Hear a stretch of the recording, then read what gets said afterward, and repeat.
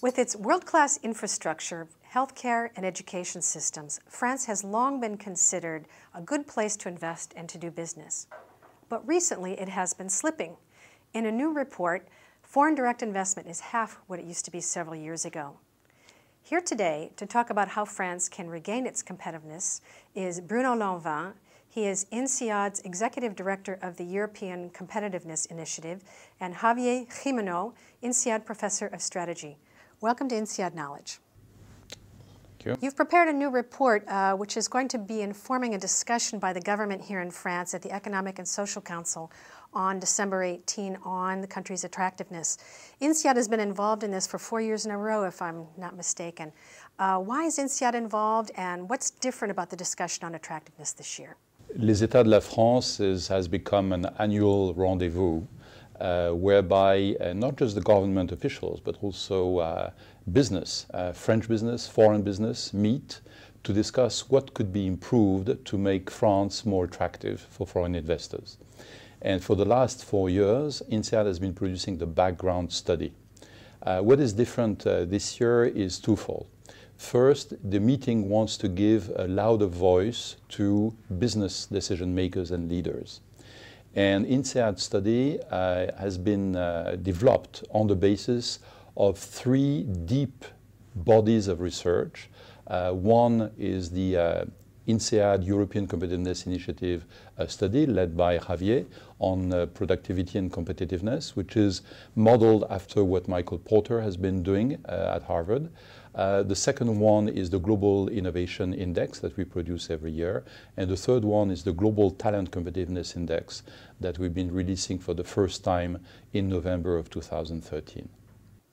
In this new report, which is going to be used at this meeting entitled France, the Battle for Attractiveness is Far From Lost, how does France rank versus other countries in Europe and the rest of the world?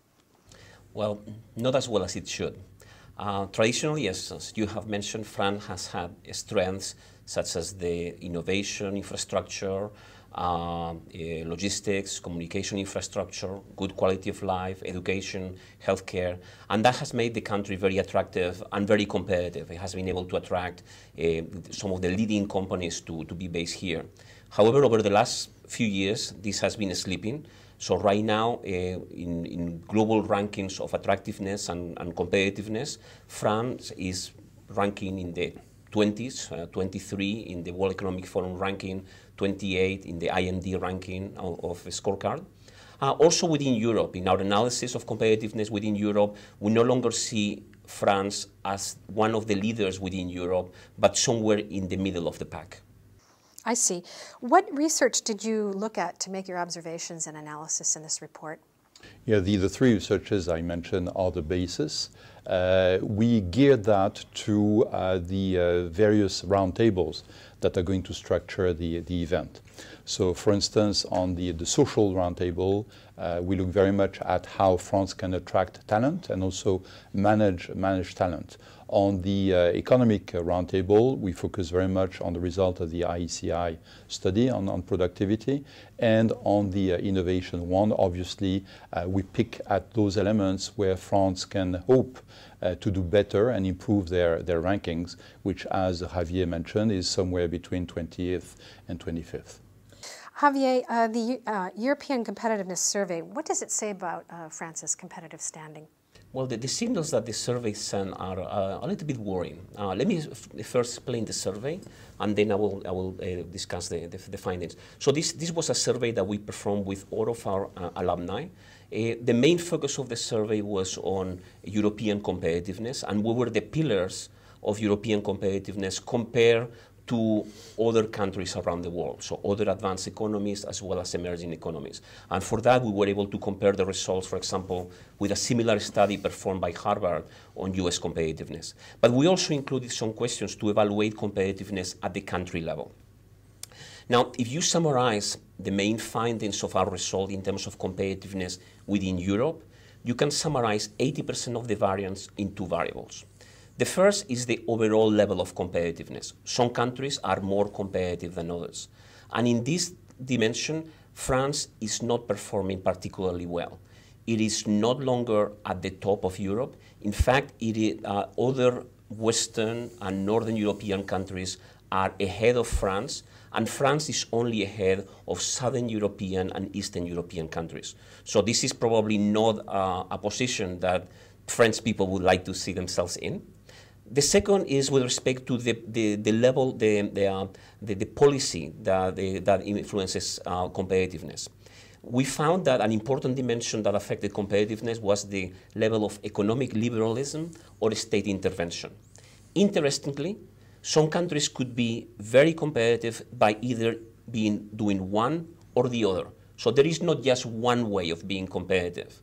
But France ranked particularly high on the level of state intervention. In a way, it was an outlier within our sample in the level of state intervention compared to other countries.